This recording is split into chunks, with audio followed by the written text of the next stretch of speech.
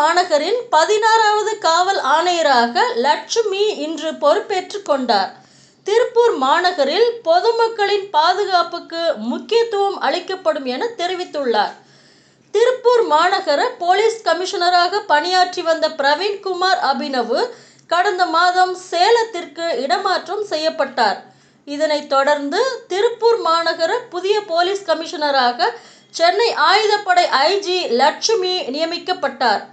திருப்பூர் மாநகர புதிய police கமிஷனராக Lakshmi IPS இன்று பொறுப்பேற்றுக் கொண்ட பின்னர் செய்தியாளர்களிடம் பேசுகையில், திருப்பூர் மாநகரில் பொதுமக்களின் பாதுகாப்புக்கு முக்கியத்துவம் அளிக்கப்படும். தொடர்ந்து மாநகர பகுதிகளில் ஆய்வுகள் மேற்கொள்ளப்பட்டு குற்றச் செயல்களை தடுக்க நடவடிக்கைகள் மேற்கொள்ளப்படும் என்றும், போதைப் பொருட்கள் பயன்பாட்டை கட்டுக்குள் கொண்டு வருவதற்கும் நடவடிக்கைகள் மேற்கொள்ளப்படும் எனவும் தெரிவித்தார்.